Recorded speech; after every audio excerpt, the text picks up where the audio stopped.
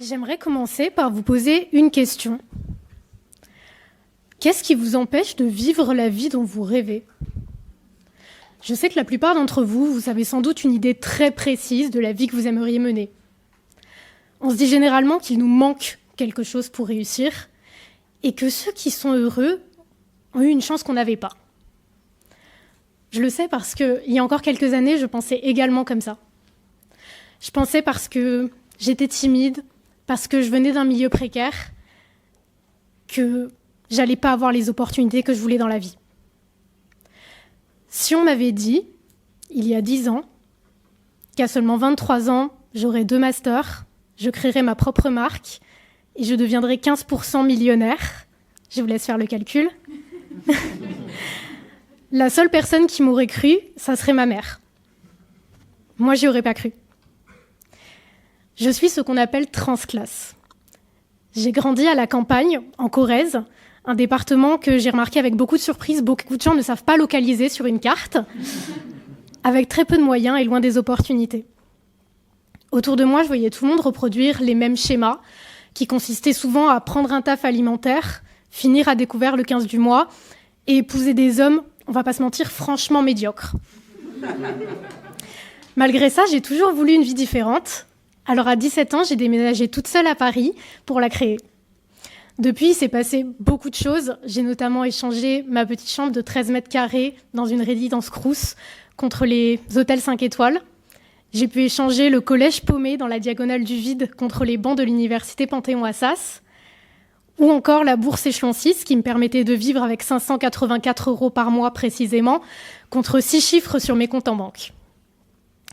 Ce qui m'a le plus aidé quand j'ai décidé de transformer ma vie, c'est pas du tout la vérité de lire des livres de développement personnel sur la réussite. C'est de regarder du côté des gens qui vivaient une vie que je ne voulais absolument pas vivre. Ces personnes, quand on les voit passer à côté de leur potentiel et vivre une vie dans la frustration, on se dit souvent que ça n'arrive qu'aux autres. Et si demain, les autres, c'était vous ? Est-ce que vous saviez que 57% des Français se considèrent comme malheureux ? 50% de la population gagne moins de 2147 € par mois, dans une France où le seuil de pauvreté est actuellement autour des 1200 €. 45% des mariages terminent en divorce. Et la triste vérité, c'est que toutes ces personnes rêvaient aussi de vivre une vie exceptionnelle. Donc ce que j'ai fait en premier, c'est de regarder du côté de leur stratégie pour ne surtout pas refaire les mêmes erreurs qu'eux. Et ce que j'ai remarqué en premier, c'est que c'est des personnes qui suivent une conduite qui leur est dictée et qu'ils pensent être la bonne. Dictée par la famille, la société. Ils ont peur d'être jugés. Si vous voulez réussir, ne soyez pas conforme.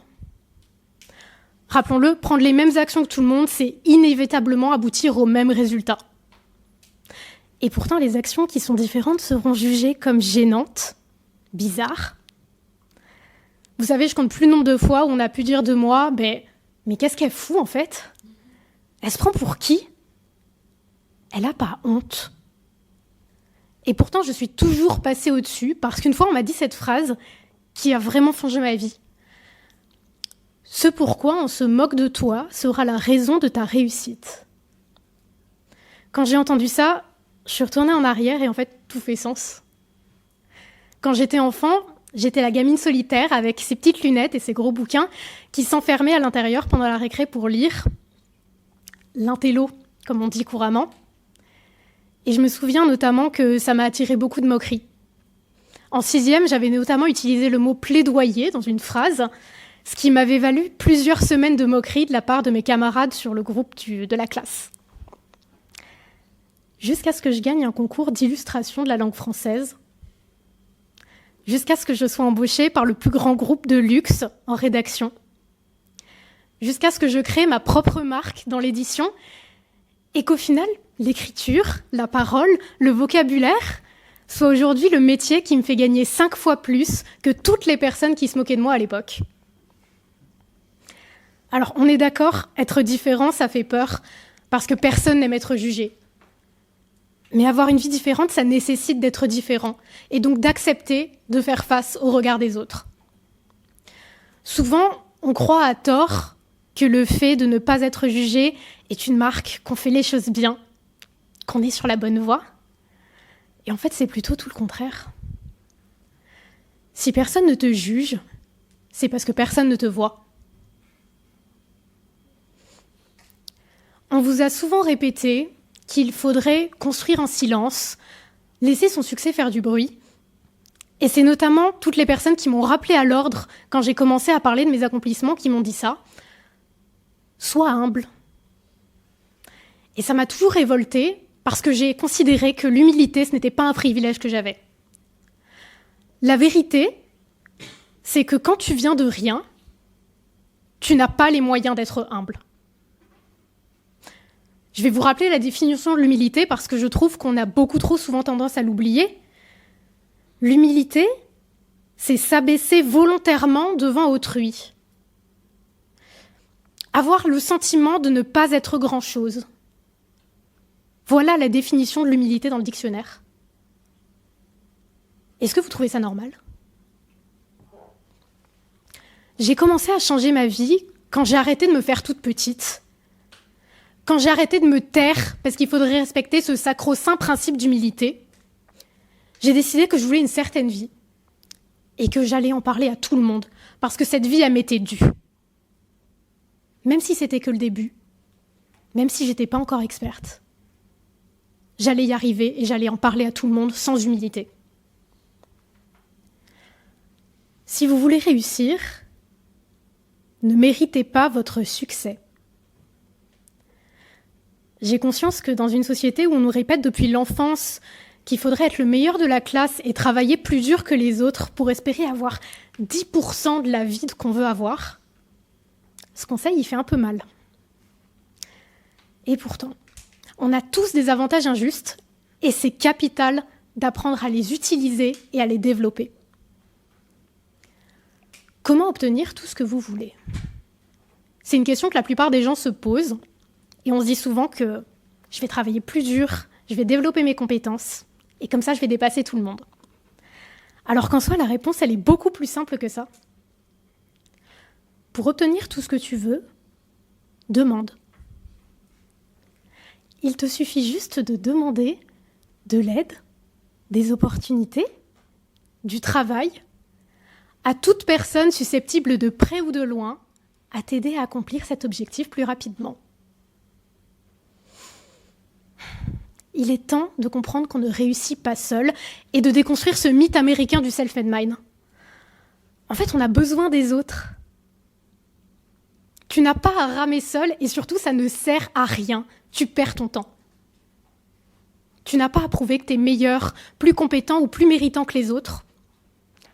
Et si tu doutes de ça, rappelle-toi que ça n'a jamais été toi contre les autres personnes qui essayent également d'être le meilleur et le plus méritant. Non. C'est toi contre les personnes qui ont déjà le réseau, les compétences et l'argent pour y arriver plus vite que toi. C'est peut-être de la triche, c'est peut-être injuste, pourtant c'est comme ça. Alors je sais ce que tu vas me dire. C'est bien sympa, mais moi j'ai pas un oncle au COMEX d'une grande entreprise et mon père n'est pas PDG, donc j'ai personne qui puisse m'aider. Et c'est là qu'intervient la force des liens faibles. En 1973, le chercheur Mark Granovetter a mené une grande étude sur le réseau. Et lors de cette étude, il a découvert que dans la vie d'un individu, seulement 20% des opportunités qu'il aura proviennent de son cercle proche. Donc de sa famille, de ses amis, de ses collègues proches, les gens qu'il voit au quotidien. Et en soi, c'est logique quand on y pense. Parce que les personnes les plus proches de toi, elles ont les mêmes opportunités. 80% des opportunités qu'un individu aura dans sa vie proviennent de ses liens faibles. Un lien faible, qu'est-ce que c'est ?